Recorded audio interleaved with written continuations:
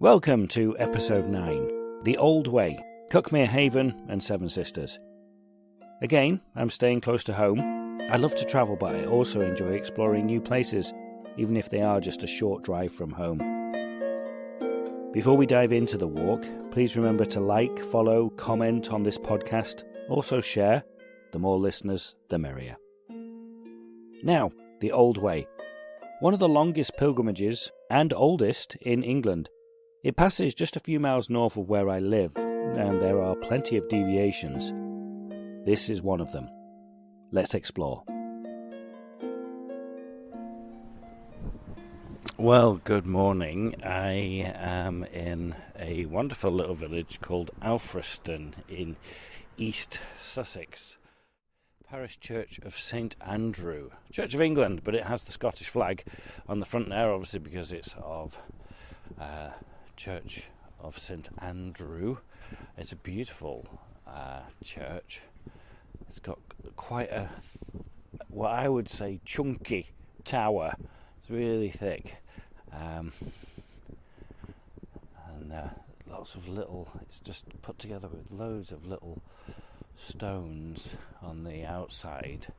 The facade is just all these wonderful stones which have quite a like a marble effect to it, and obviously surrounded by a wonderful graveyard. I don't know if you're supposed to say that graveyards are wonderful, but this one is. And then there's a thatched cottage over there which really needs its thatch seen to because it's just covered in moss. But yeah, walking around the graveyard here,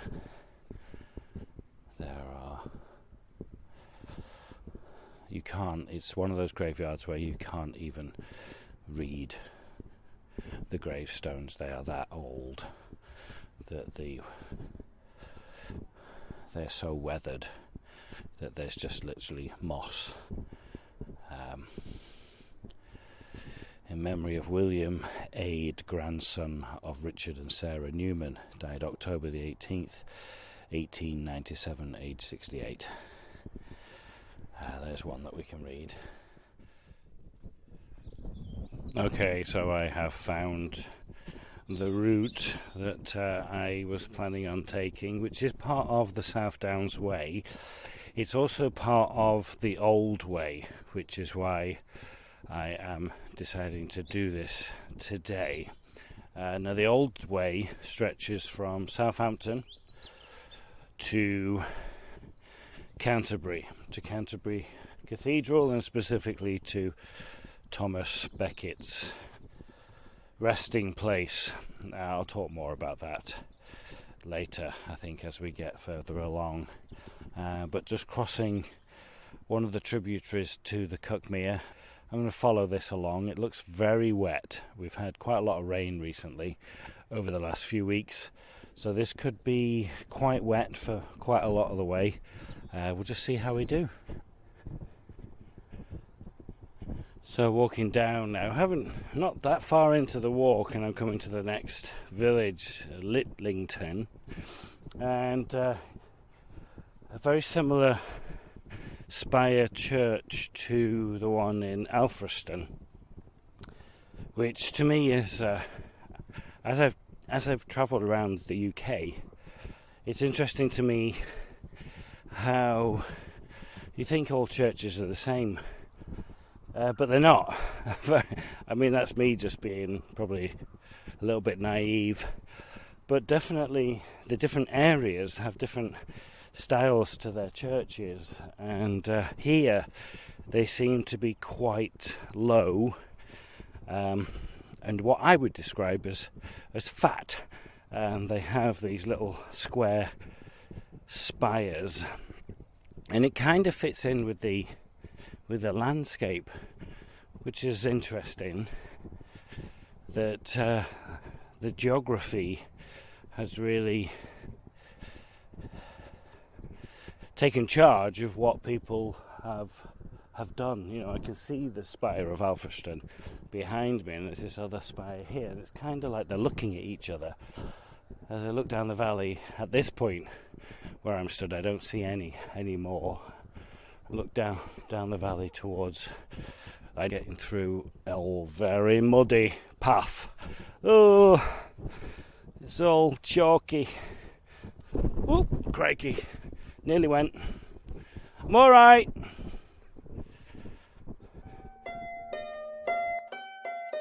I am alright, honest. As I walk more in nature, my knowledge of the world around me grows. Here I am trying to do my best David Attenborough commentary. Now, I was about to say there's a very specific breed of sheep here now on my left. There's a herd of them. And, they are very specific in that they would be goats. There's a lovely herd of goats. There's quite a few of them. They've got their little tails sticking up. Thank you. There you go. It's just confirming that there are goats. Yeah. I'm talking about you. Okay, I'm not talking to you. Just keep eating. Thank you. They are all looking at me. It's quite funny. I'm going to leave you alone now. But they've all got like brown heads, little horns, and their tails are all sticking up, and they're all pure white. And then in this field we're going to be walking along, there are sheep, and the farmer or the farm hand is just putting a load of sheep in here. But in the field, oh, here we go again. This is, what are they? Come on, everyone. Turnips. Yeah, I think they might be. No, is that beetroot? No. Yeah, turnips. Oh, and there's a load of sheep on the path. Oh, I don't like that. Because we know one of them's going to get angry. They're all on the path. Why are you on the path? Eat the turnips. They're all eating the grass that's on the path. And just go over into the turnips. Oh, there's a lot of them as well. It's not like 2 or 3. There's like a couple hundred. Oh, bugger. Anyway, there's about 20 of them off to my left, and they're all walking in one straight line.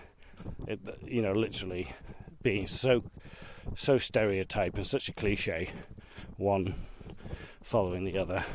And oh no, and now the one that's leading's cutting down towards me. Don't do that. Oh dear. It's getting more. Oh, just eat the turnips. Oh no, now they're all running in front of me. Oh, I didn't want this. What do you want? Oh God. I don't know. Oh, here he goes. Yeah, I know. You stay over there. I'm just going to drive these sheep. I'm just driving this sheep. I don't know if I told you my story about driving cows in Santiago, on the Camino de Santiago. I don't think I did I? One day, I did get lost. It was the only time that I really honestly got lost on the Camino, and I had no idea where I was. And so at one point I came across this old gentleman and his dog, and I asked him in my broken Spanish, am I on the Camino? And he laughed at me and told me in very, very strong dialect that no, I wasn't, and I was miles off it. And he sort of pointed in a direction, but I couldn't really understand his directions, so I just had to keep going the way I was going. And he did say keep going the way I was going, but then something else happened, and I don't know what happened. Anyway, a couple of miles onwards, I came across this lady who was driving her cattle down the lane that I was walking on, and I asked her where the Camino was, and she said, I'll help you if you help me. It's all in Spanish. Yo entiendo bastante, pero yo no hablo mucho. Okay, we're getting to a point where the sheep have to get out of the way now. Anyway, to cut a long story short, I ended up helping her drive her cattle down this lane and put them into another... I should take a picture of this, shouldn't I? Put them into another field Oh, and there's cobwebs flying all over the place. It's actually quite a nice picture, that. Oh, I'll put it on the blog. If you're not reading my blog, can you read my blog, please? Because I don't know why I'm doing it otherwise. I'm just writing it for nobody. Oh, that wasn't as bad as I thought it was going to be. Yeah, have a look on the website and you'll see blog there.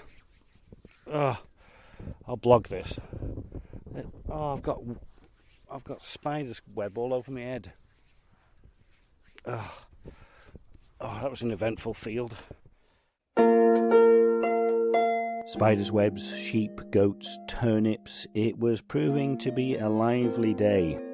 Even with all of this happening, the walk started to work its magic on me, and I started to draw on reflections and thoughts from my present mind.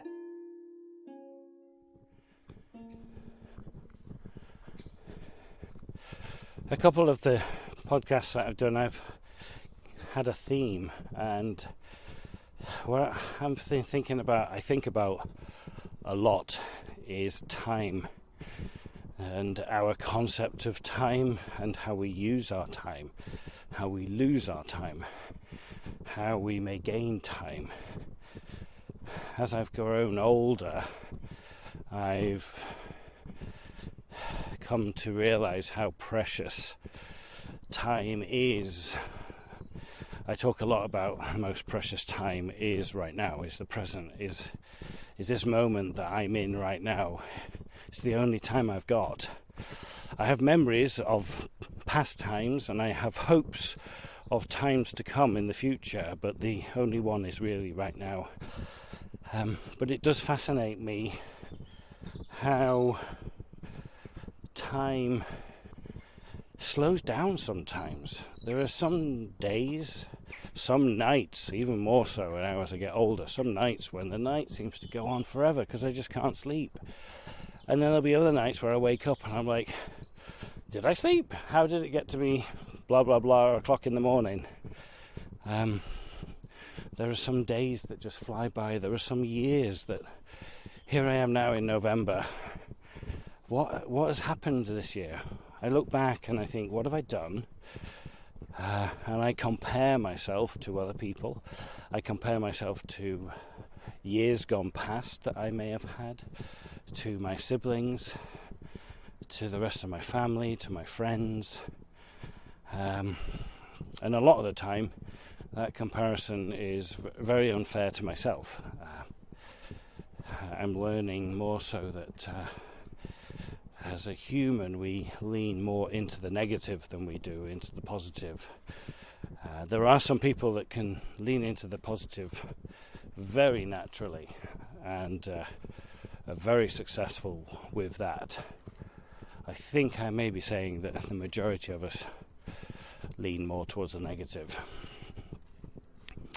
And then we start worrying about loss of time, wastage of time, not being able to use my time to the best.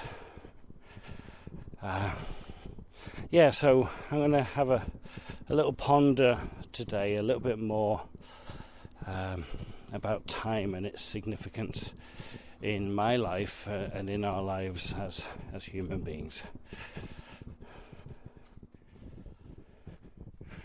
Also, if you're not signed up to the newsletter, please do.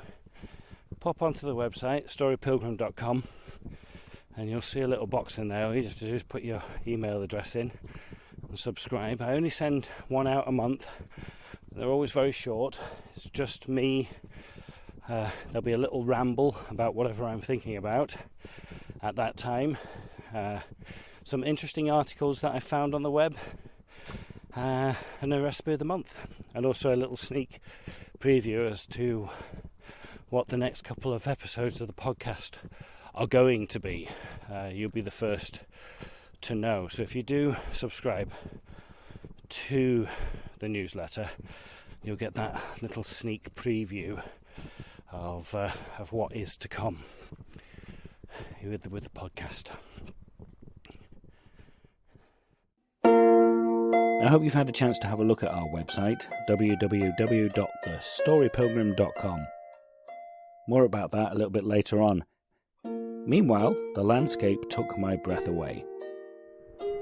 So I have come out of the forest and I am greeted by this absolutely beautiful, amazing view of Cuckmere Haven.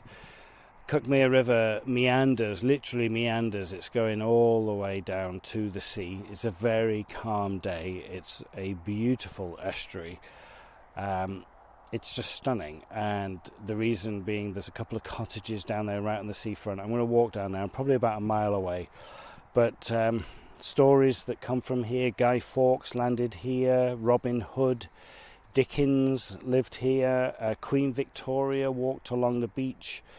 For our Harry Potter fans, the view as I get down to the sea, and then I'm going to walk towards this to Seven Sisters. That view is where the Quidditch World Cup took place I think it was in the Goblet of Fire, those white cliffs down there.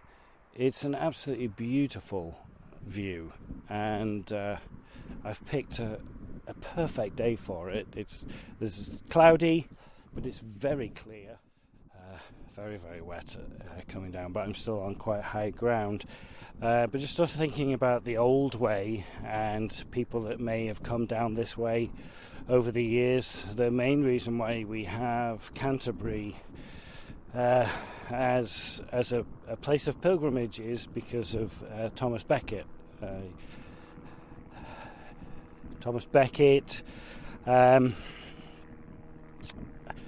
Born 1119, assassinated 1170, canonised 1173 by Pope Alexander III. I think it was Pope Alexander III. It was Lord Chancellor to Henry II for quite a while, and then became Archbishop of Canterbury and got into trouble with Henry regarding the rights of the church and all of that, and ended up being assassinated on the 29th of December 1170.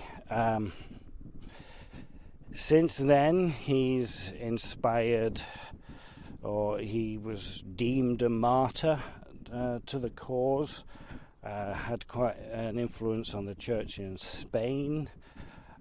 Obviously the Pope canonised him only 3 years after his death. You've got Lord Tennyson writing a poem about him, which is over nearly 700 years later. You've got T.S. Eliot's Murder in the Cathedral. There's a lot of influence that man has had, and so therefore a lot of people wanted to go, hello, another little dog joining me, wanted to make their way to his shrine. Hello, morning. And hence therefore we have Canterbury Cathedral as the head of the church in the UK, the head of the Church of England now, but has a huge influence. I only realised the other day that for some reason I thought Hindus, Muslims were much more populous on the earth than Christians. Got that wrong, Darren. 2.38 billion Christians in the world. Hindus is about 1.3, I think, or 1.6, something like that. It's about 1 billion less anyway. So Christianity's got a lot to answer for, but also, that's why we have all of these pilgrimage places. There's a lot of people out there that want to go and experience or maybe feel closer to God by doing all of this. By doing all of this, I'm doing that, for my own reasons. I found myself reflecting a lot today. I was reminded of a story dear to me from my own life. So back in 2017 I did the Camino de Santiago and also performed the one-person play underneath the lintel as I went. And just outside of Burgos there's a town called Hornillos. It's the first town you stop at outside of Burgos. And Hornillos translates to furnace on the Camino, and it was a very hot day that day, and Cornelius is a town of a population of 60 people. They have 2 churches and a Korean restaurant run by an Irish girl. And she used to be a theatre major, and so when we approached her and asked her if I could do the play there, she was absolutely delighted. So I did the play at this Korean restaurant, and there was about 15 people in attendance, and it went very well. There was a few distractions, but that's another story. And at the end of the play, I was packing everything up and collecting all my props together when this old gentleman came up in front of me, and there was, like I said, there was only 15 people in the audience, and it's a very interactive play, and I do not remember him. I do not remember seeing him, but he was clearly there because he was stood in front of me, and he came up to me and he just looked at me, and he was stooped over, old gentleman, and he looked at me and he said, "You, me, selfie?" I'm just so these delightful little ponies. I wonder if they'll let me come up and take a picture. Yeah, look up. He's eating away.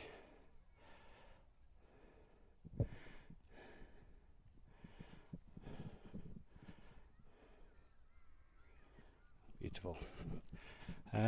He was like, "You, me, selfie." So, yeah.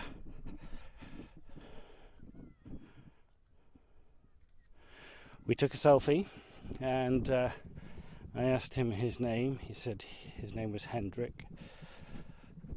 I said, "Are you walking the Camino?" He said, "Yes, but I'm very slow." He said at this point it'd taken him, I think, like 6 weeks to get to there, and I'd been going about 15 days, I think. He said, "I do 5-7 kilometers a day." I said, "Who are you with?" And he said, "I'm on my own." I said, "How old are you, Hendrik?" He said, 84. I was like, wow, you're 84 years old, and clearly was not in the best of health, but he was walking the Camino. And I said to him, I said, "Why, Hendrik, why are you walking the Camino?" And he said, "You'll laugh at me." I said, no, I'm not going to laugh at you. And he said, he told me how 20 years ago his wife passed away. He's from Germany. And ever since his wife passed away, he pretty much finished out his days working, would go home and stay at home in his apartment, and then he retired and he just stayed in his apartment. And then he said one day God told him to walk the Camino. So he got up and he's now walking the Camino. He did it straight away. And that to me was absolutely amazing, that no matter if you believe in a God or not, that man felt inspired to get up and walk across Spain. He was doing all 500 miles. He was doing it very slowly, but he just got out of his apartment and was walking. And he told me that story, and then he said, "But I'm very, very tired. Can I go to bed?"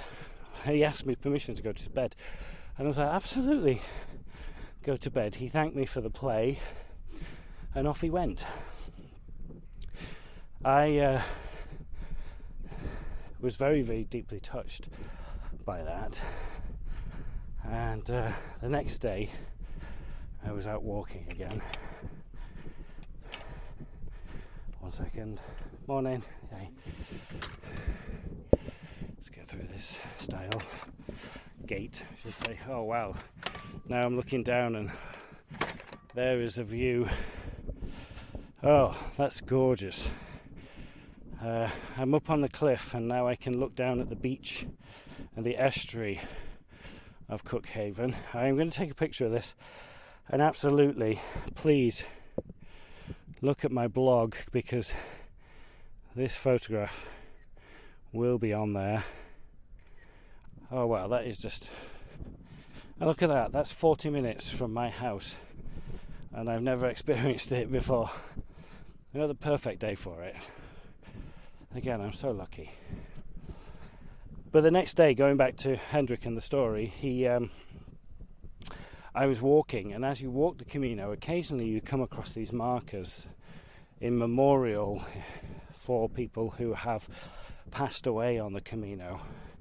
I remember seeing one for a 19-year-old lad from Denmark, I think he was, got killed as he was riding his bike. He was doing the Camino on his bike and got knocked over and killed. And I came across one for a 63-year-old lady, and previously, prior to meeting Hendrik, I thought, oh, that's really sad. You come on the Camino and end your days there. But then I came across this one for this lady, and I immediately thought of Hendrik. Here he is at 84 years old, walking the Camino. And not nice to say, but there's a chance that he may pass away on the Camino. But then I thought, how amazing would that be? If he did, that would mean that he would leave this life doing something that he absolutely felt that he should be doing. And there'd be no regrets, he's doing it. He felt inspired, no matter whatever that inspiration is. He felt that was the right thing for him to be doing it. I think about Hendrik often. Go with the flow. Trust that gut feeling. It's usually right and has a higher purpose. Now, talking about my gut.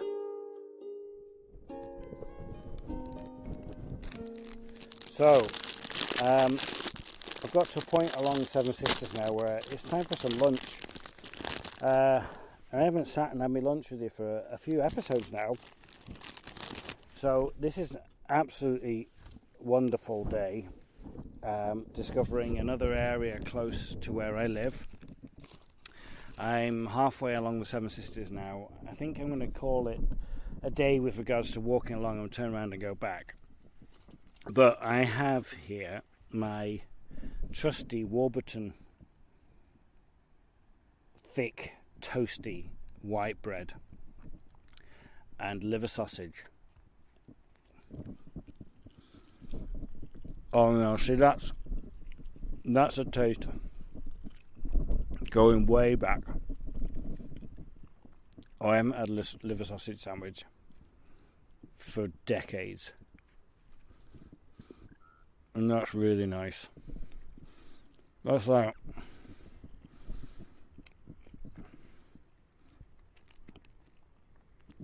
That's just good. Bit of white pepper in there as well.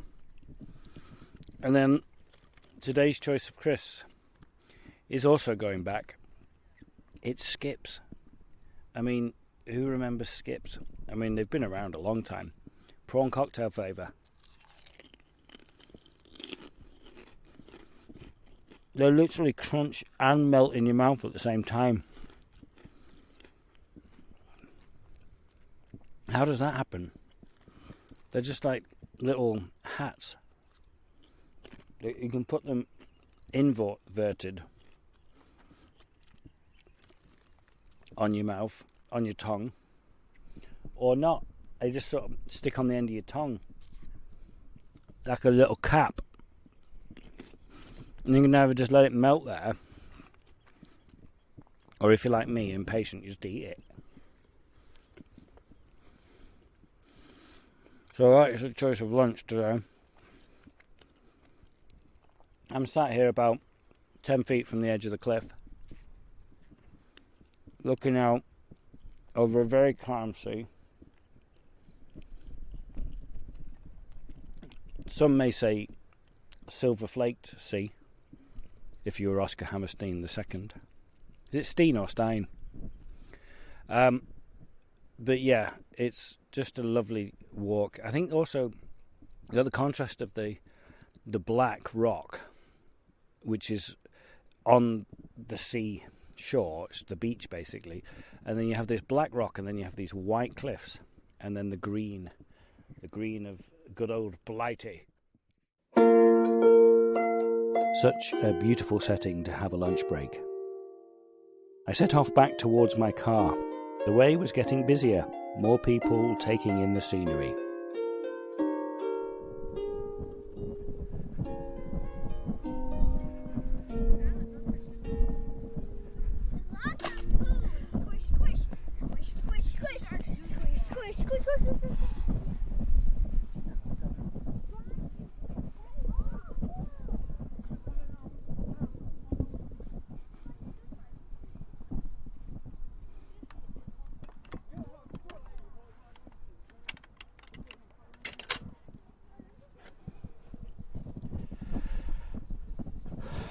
I think you just missed that.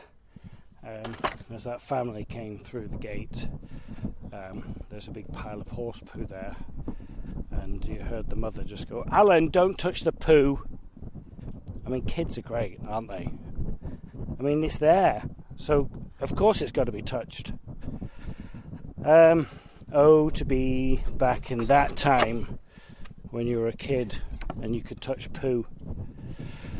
I cannot stress it enough. If you and you might say to me, "But Darren, I don't like walking." That's fine. It's absolutely fine. Whatever it is, find it. Find whatever that is to get yourself out of the normal runnings, everyday runnings of life, just to find that little bit of tranquility and peace for just half a day, whatever that might be. Oh, I need both hands. Oh, crikey. Oh, you get the WD-40 out on that. Yeah, I whatever that might be, reading, writing, playing your PlayStation, Xbox, what is it? I personally always find, though, that when you get connected with nature, that I'm going to come back to it. Don't touch the poo, Darren. There's lots of poo. That teaches me so much. I mean, I'm part of it, aren't I? You know, I am a living thing that is on this planet that has evolved into what it is right now. Whether you are religious or not, the planet is evolving. It is changing. It's changing a lot because of what we're doing as human beings and how we are disrespecting the environment. I have mentioned it before, but I don't think it's been put into any of my final edits. But my good friend David has a podcast called Trees a Crowd, and it's wonderful. It's absolutely delightful. Please go and listen to that. If you enjoy this, you are definitely going to enjoy David's podcast. Trees a Crowd, David Oakes. Look it up. The thing about this time of the year is the length of the days. Short. I made it back to Alfriston and St Andrew's Church, where I had started my walk earlier that day. Little gate here, look. And I can come in. And I'm in churchyard again. I've done full circle. Oh, crikey. Big puddle. I'll miss the puddle. Oh, this area of the churchyard's the newest bit. So here's the new dead people. You can tell who they are here because they're all new. Look there. I won't name any names. 2021, 2021, 2017. Yeah, 2023. So what a delightful walk. And Alfriston, that I'm coming into now, is an absolutely beautiful little quaint English village with its inn, pubs, coffee houses. It's absolutely beautiful. Thank you. Hi. And like I said, the church is quite spectacular as well. Very different style. So if you're ever in this area, definitely get down to Seven Sisters. Definitely have a look at Cuckmere Haven. It is absolutely beautiful. But try and come when it's not been raining so much, because it won't be as muddy.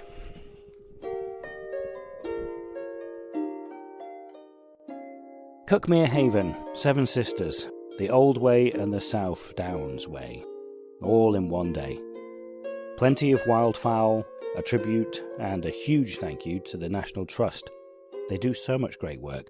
Look them up and visit one of their several properties, parks, land. Just go and enjoy. I'm blessed to be able to do this. I'm lucky to be able to take the time off to be able to go for a walk, think, reflect, and share this with you. If you have any suggestions, any at all, please get in touch. Email me at connect@thestorypilgrim.com. You can find me on Instagram, Facebook, and X. Just search for The Story Pilgrim. I'd love it if you share this podcast with those who you care about, those who are searching, those who want to be inspired, who are inspiring. Be like Hendrik. Follow, like, comment. Until the next time, keep listening. The Story Pilgrim was written and produced by Darren Hill. Original music by the amazing Anya Backer. Buen Camino.